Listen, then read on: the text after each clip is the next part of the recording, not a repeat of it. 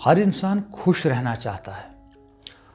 खुश रहने का मतलब है कि चिंता ना हो, लेकिन ये हो नहीं सकता कि चिंता ना हो। अगर खुशी आएगी तो कुछ समय बाद कुछ चिंता भी आएगी, फिर खुशी आएगी।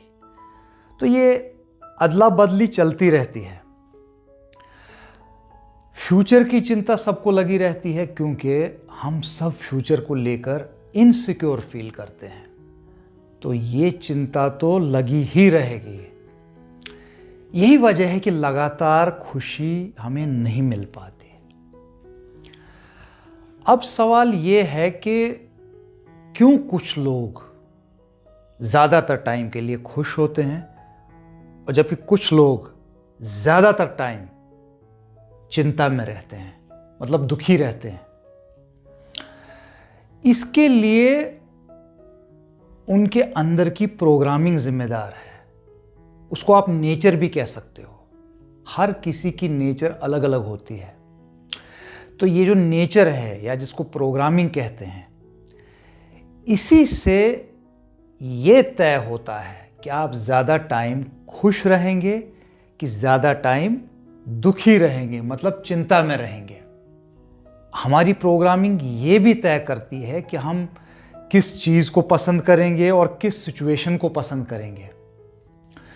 तो प्रोग्रामिंग तो हमारे हाथ में है नहीं। जैसी हमारी प्रोग्रामिंग हो गई, जैसा हमारा नेचर है, वो तो हो गया। प्रोग्रामिंग के कारण अगर हमें चिंता होनी है तो वो भी होकर रहेगी, उससे कोई बच नहीं सकता। अगर प्रोग्रामिंग के कारण कोई एक, जिसको कहेंगे हैबिचुअल वॉरियर है, तो क्या वो हैबिचुअल वॉरियर ही रहेगा? क्या उसके पास चिंता से बचने का कोई उपाय नहीं है? बचने का उपाय यही है कि चिंता तो होगी, लेकिन अगर वो सिर्फ ये समझ जाए कि चिंता हमेशा नहीं रहती और चिंता के बाद हमेशा खुशी आती है, चाहे थोड़े ही टाइम के लिए आती हो, ये समझना भर ही उसको चिंता जब भी दोबारा होगी उसको कम करने में मदद करेगी।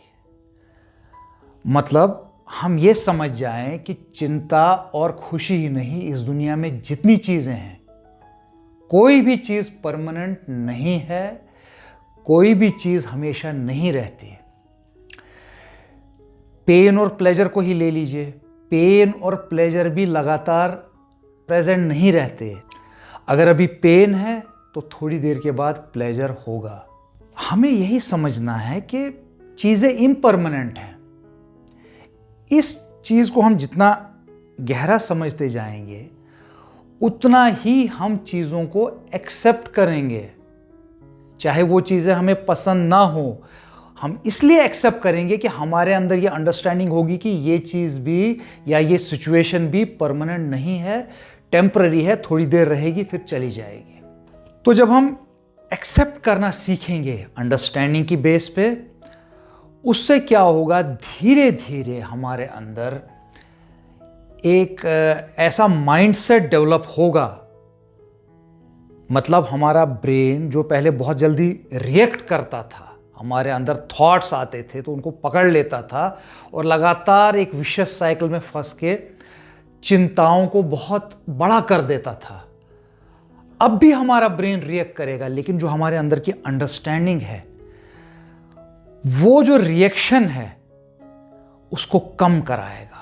या अगर ब्रेन रिएक्ट करेगा भी तो थोड़ी देर के बाद वो अपने नॉर्मल स्टेट में वापस आएगा। तो इस तरह जो हम चिंताओं का पहाड़ बना लेते थे, वो पहाड़ बनना कम होगा। चिंता फिर भी होगी, लेकिन उससे हम जल्दी बाहर निकल आएंगे। इससे हमें अल्टीमेटली कुछ ऐसा मिलेगा जिसको हम फ्रीडम कह सकते हैं। फ्रीडम इन द सेंस कि एक ऐसी स्टेट जो हमने कभी पहले एक्सपीरियंस नहीं की, क्योंकि हम हैबिचुअली अपनी आदत से, और वो आदत हमारी प्रोग्रामिंग के कारण, हमारे नेचर के कारण बनती है, उस आदत से हम धीरे धीरे फ्री हो जाएंगे। यही फ्रीडम है और यही एक तरीका है चिंताओं से मुक्त होने का या उनको हैंडल करने का। ये एक ऐसा फ्रीडम है जो हमने कभी पहले एक्सपीरियंस नहीं किया, क्योंकि हम लगातार चिंता में रहते थे और बहुत कम टाइम के लिए हम चिंता से मुक्त होते थे, या ये कहिए कि हमें थोड़े टाइम के लिए कुछ खुशी मिलती थी जब हमारा माइंड क्लियर होता था। तो ये आज़ादी मिलने से हमारी लाइफ बिल्कुल डिफरेंट होगी।